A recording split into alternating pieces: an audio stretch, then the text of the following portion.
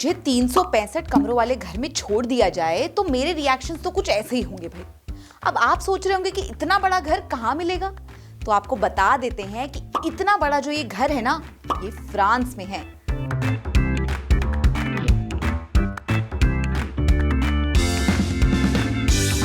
और ये घर किसी और का नहीं है, किसी राजा महाराजा या वहां के कोई एम्परर या प्रिंस का नहीं है। ये वहां के जो फ्रांस के राष्ट्रपति हैं, इमैनुअल मैक्रोन, ये उनका घर है। पर क्या आप जानते हैं कि इस घर में पहले कौन रहता था? नहीं। इस घर में पहले नेपोलियन रहते थे, पता था आपको? पेरिस शहर के बीचों बीच बना ये पैलेस फ्रांस के अद्भुत आर्किटेक्चर का बेजोड़ नमूना है।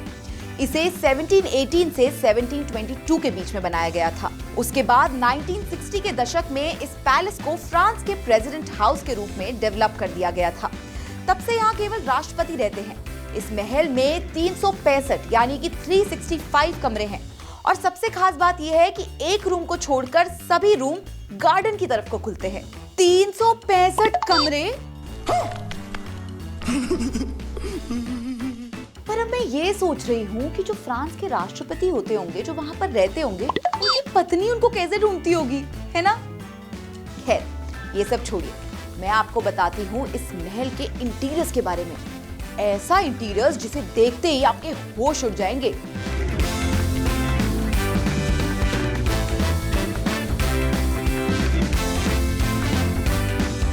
इस महल के इंटीरियर सुपर क्लासी है और सबसे खास बात यह है कि इसके most of the interior designs gold plated है।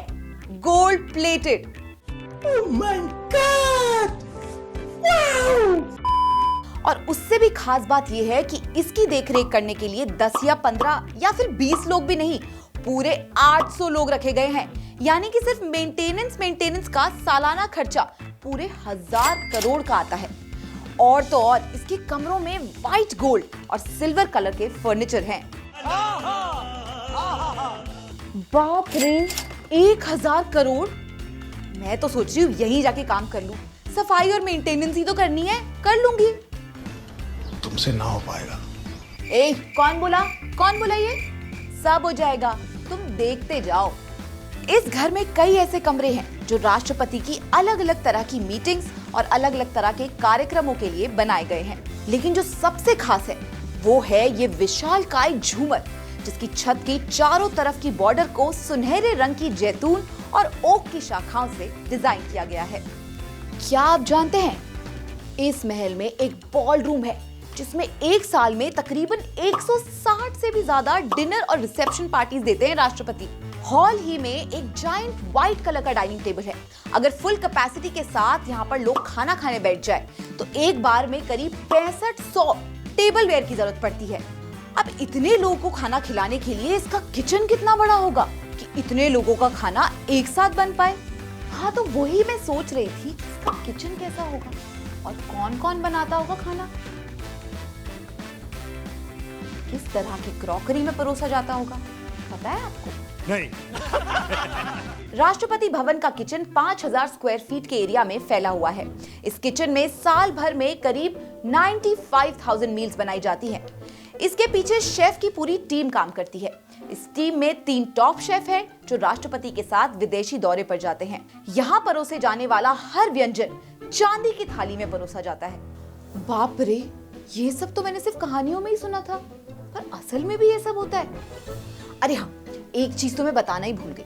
आपको पता है, राष्ट्रपति के लुक को मेंटेन करने के लिए एक महीने में लाखों खर्च किए जाते हैं, लाखों। फ्रांस के राष्ट्रपति लुक पर महीने का लगभग 8 लाख रुपए खर्च कर सकते हैं।